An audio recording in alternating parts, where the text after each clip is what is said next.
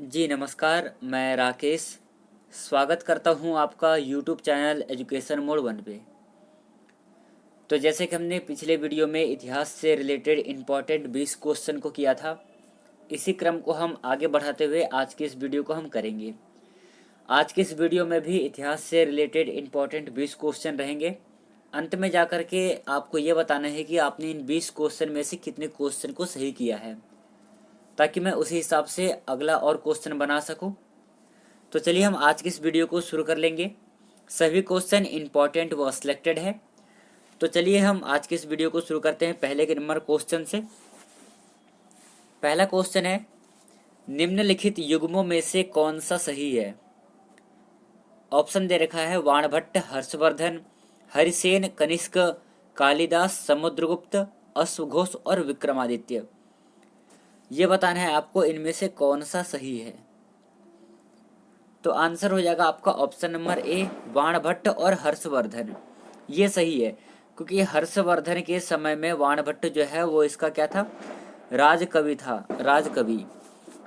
तो चलिए अगला क्वेश्चन देखेंगे। दूसरा क्वेश्चन है, हर्षवर्धन द्वारा रचित नाटक है।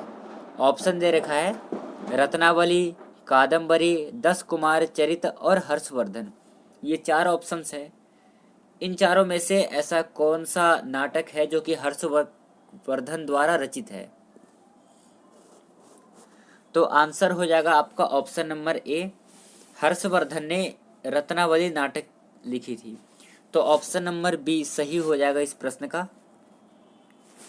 तीसरा क्वेश्चन है, हर्षवर्धन ने निम्नलिखित में से किसे हराया था। तैलप प्रथम को हराया था, कर्क द्वितीय को, पुलकेशिन द्वितीय को या फिर गोविंद तृतीय को। ये 4 ऑप्शंस है नीचे। अब आपको ये चूज करना है कि हर्षवर्धन ने किनको हराया था। तो जैसे कि आपने पढ़ा है कि हर्षवर्धन ने पुलकेशिन द्वितीय को पराजित किया था। तो ऑप्शन नंबर सी सही उत्तर हो जाएगा तीसरे नंबर क्वेश्चन का। चलिए अगला क्वेश्चन देखते हैं हम। चौथा और इम्पोर्टेंट क्वेश्चन है, हर्षवर्धन के राज्यकाल में एक बड़ा बौद्ध मठ कहाँ स्थित था। कांचीपुरम में, वैशाली में, नालंदा में या फिर पाटलिपुत्र में। कहाँ पर बौद्ध मठ स्थापित था। तो आंसर हो जाएगा आपका option number C, Nalanda. Nalanda में हर्षवर्धन के राज्यकाल में एक बहुत बड़ा बौद्ध का मठ स्थित था। तो चौथे नंबर क्वेश्चन का ऑप्शन नंबर सी सही हो जाएगा। नेक्स्ट क्वेश्चन, कन्नौज के हर्ष के समय में निम्नलिखित में से कौन बंगाल का समकालीन राजा था। बंगाल का समकालीन राजा था। ऑप्शन में है पुलकेशिन द्वितीय, भास्कर वर्मा, ध्रुवसेन और शशांक। इन चारों में से बंगाल का समकालीन राजा कौन था हर्ष के समय में। आंसर हो जाएगा आपका option number D, Shashank. Bengal का समकालीन राजा था शशांक हर्षवर्धन के समय में। चलिए अगला क्वेश्चन देखेंगे हम। हर्षवर्धन ने शासन किया था 9वीं शताब्दी के दौरान, 7वीं शताब्दी के दौरान, 8वीं शताब्दी के दौरान या फिर इनमें से कोई नहीं। ये जो 3 ऑप्शंस दे रखे हैं इन तीनों में से कोई सा नहीं। तो क्या होगा इस प्रश्न का सही उत्तर। तो जैसे कि आपको पता है कि हर्षवर्धन 7वीं शताब्दी के दौरान में क्या किया था, उन्होंने शासन किया था। तो ऑप्शन नंबर बी सही उत्तर हो जाएगा इस प्रश्न का। अब अगला क्वेश्चन है, हर्ष की आत्मकथा निम्नलिखित में से किसने लिखी है। फिरदौसी, वराहा मिहिर, वाणभट्ट, इनमें से कोई नहीं। तो आपको ये बताना है कि हर्षवर्धन की आत्मकथा किसने लिखी है। तो जैसे कि मैंने बताया कि अभी हर्षवर्धन के राजकवि कौन थे, वाणभट्ट थे। तो स्वाभाविक सा बात है कि कौन लिखेगा इस आत्मकथा को, वाणभट्ट लिखेंगे। तो 7वें नंबर क्वेश्चन का आंसर हो जाएगा आपका ऑप्शन नंबर सी, वाणभट्ट। अब आगे देखते हैं। 8वां नंबर क्वेश्चन है, किसने बड़े पैमाने पर स्वर्ण मुद्रा चलाई थी। स्वर्ण मुद्रा अगर कहे तो सोने की मोहर किसने चलाई थी बड़े मुद्रा में। तो ऑप्शन में दे रखा है कुषाण शासकों ने, मौर्यों ने, शुंगों ने और ग्रीक वासियों ने। तो अब आपको यह बताना है कि इन चारों में से कौन सा सही उत्तर होगा इस प्रश्न का। तो आंसर हो जाएगा इसका ऑप्शन नंबर ए, कुषाणों ने।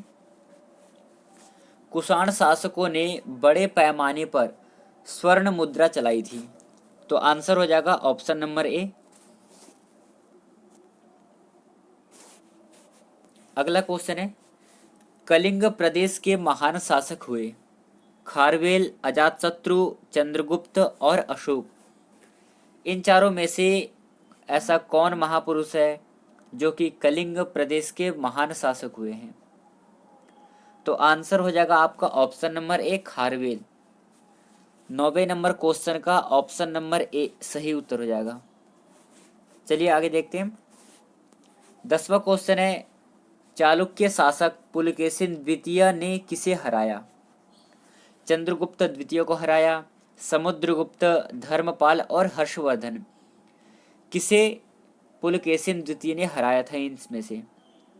तो आंसर हो जाएगा आपका ऑप्शन नंबर डी, हर्षवर्धन को। हर्षवर्धन को किसने हराया था? पुलकेशिन द्वितीय ने हराया था। चलिए अगला क्वेश्चन देखेंगे। अगला क्वेश्चन है हमारा, निम्नलिखित वंशाक्रम को सजाइए।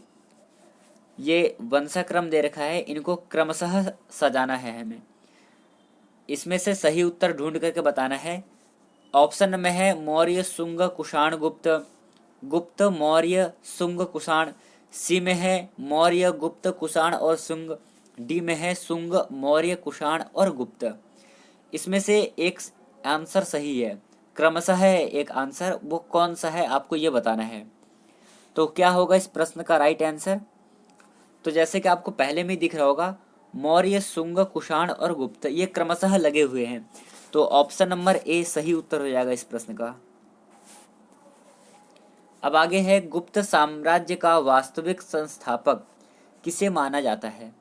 चंद्रगुप्त द्वितीय को, चंद्रगुप्त प्रथम को, श्रीगुप्त को या फिर समुद्रगुप्त को? किसे गुप्त वंश का संस्थापक माना जाता है? तो आंसर हो जाएगा आपका ऑप्शन नंबर बी, चंद्रगुप्त प्रथम को वास्तविक संस्थापक माना जाता है। चलिए आगे देखेंगे। नेक्स्ट क्वेश्चन है, गुप्त वंश का संस्थापक था चंद्रगुप्त। तो इस प्रश्न का क्या आंसर होगा ये आपको बताना है। तो ऑप्शन में ये 4 क्वेश्चन है, इनमें से गुप्त वंश का संस्थापक बताना है आपको। तो क्या होगा आंसर? इसका आंसर हो जाएगा ऑप्शन नंबर डी, श्रीगुप्त। गुप्त वंश का संस्थापक है श्रीगुप्त। चलिए आगे देखेंगे हम। अगला है, भारत का नेपोलियन किसे कहते हैं? चंद्रगुप्त प्रथम है, स्कंदगुप्त, समुद्रगुप्त और विक्रमादित्य। ये 4 नाम है आपके सामने। अब आपको ये चूज करके बताना है कि इन चारों में से भारत का नेपोलियन किसे कहा जाता है। तो आंसर हो जाएगा इसका option number C, Samudragupta. Samudragupta को भारत का नेपोलियन कहा जाता है। तो 14 नंबर क्वेश्चन का आपका ऑप्शन नंबर सी सही उत्तर हो जाएगा। चलिए आगे देखेंगे हम। चंद्रगुप्त विक्रमादित्य किस वंश से संबंधित थे? इंपॉर्टेंट क्वेश्चन है। जो विक्रमादित्य थे किस वंश से संबंधित थे? हर्यक वंश से, गुप्त वंश से, मौर्य वंश से या फिर इनमें से कोई सा नहीं है? क्या होगा इस प्रश्न का सही उत्तर? आंसर हो जाएगा आपका ऑप्शन नंबर बी, गुप्त वंश। चंद्रगुप्त विक्रमादित्य गुप्त वंश से संबंधित थे। यह आपको याद रखना है, परीक्षा की दृष्टि से इंपॉर्टेंट क्वेश्चन हो सकता है। अब आगे है, किस गुप्त शासक को विक्रमादित्य की उपाधि धारण की गई? किस गुप्त शासक को विक्रमादित्य की उपाधि दी गई? ऑप्शन में दे रखा है समुद्रगुप्त, स्कंदगुप्त, चंद्रगुप्त द्वितीय या फिर चंद्रगुप्त प्रथम। किसे विक्रमादित्य की उपाधि दी गई है? तो आंसर हो जाएगा आपका ऑप्शन नंबर सी, चंद्रगुप्त द्वितीय को विक्रमादित्य की उपाधि दी गई है। नेक्स्ट क्वेश्चन करेंगे हम। भारतीय संस्कृति का स्वर्ण युग कौन सा है? राजपूत युग काल था, मौर्य काल, चोल काल या फिर गुप्त काल, कौन सा भारतीय संस्कृति का स्वर्ण युग था? तो आंसर हो जाएगा आपका ऑप्शन नंबर डी, गुप्त काल जो था वो भारतीय संस्कृति का स्वर्ण युग था। नेक्स्ट क्वेश्चन है, कुतुब मीनार के पास स्थित लौह स्तंभ किस राज्य ने बनवाया है? सॉरी, ये राज्य नहीं होना चाहिए, यहाँ पर होगा किस राजा ने बनवाया था। तो आंसर है आपका ऑप्शन नंबर, क्या सही होगा इसका? तो ऑप्शन नंबर ए सही उत्तर हो जाएगा आपका। अब आगे देखेंगे हम। 19वां नंबर क्वेश्चन है, गुप्त शासकों द्वारा जारी किए गए चांदी के सिक्कों को कहते थे। चांदी के सिक्कों को हम किस नाम से जानते थे, क्या कहते थे, जो गुप्त शासकों ने जारी किए थे? ऑप्शन में दे रखा है पण, दीनार, रूपक और कारशापण। हम इनमें से किस नाम से जानते थे चांदी के सिक्कों को? तो आंसर होगा आपका ऑप्शन नंबर सी सही उत्तर हो जाएगा। हम उसको रूपक के नाम से जानते थे।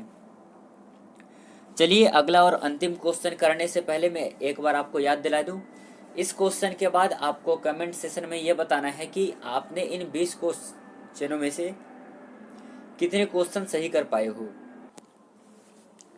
तो हमारा अंतिम क्वेश्चन है, आर्यभट्ट भारत के प्रसिद्ध क्या थे? आर्यभट्ट किस कारण प्रसिद्ध हुए थे, क्या थे वो? भौतिक विज्ञानी थे, गणितज्ञ थे, वैद्य थे या फिर कवि थे? किस कारण प्रसिद्ध हुए थे आर्यभट्ट? तो आपको पता है कि वो एक महान गणितज्ञ थे। आर्यभट्ट गणितज्ञ के रूप में प्रसिद्ध हुए थे। तो आज के जो इम्पोर्टेंट 20 क्वेश्चन थे मैंने आपको इस वीडियो में कराया है। अब आपको ये बताना है कि आपने इन 20 क्वेश्चनों में से कितने क्वेश्चन को सही कर पाए हो। और अगला किस टॉपिक से संबंधित वीडियो चाहिए आप हमें ये भी बता सकते हो कमेंट सेशन में कमेंट करके।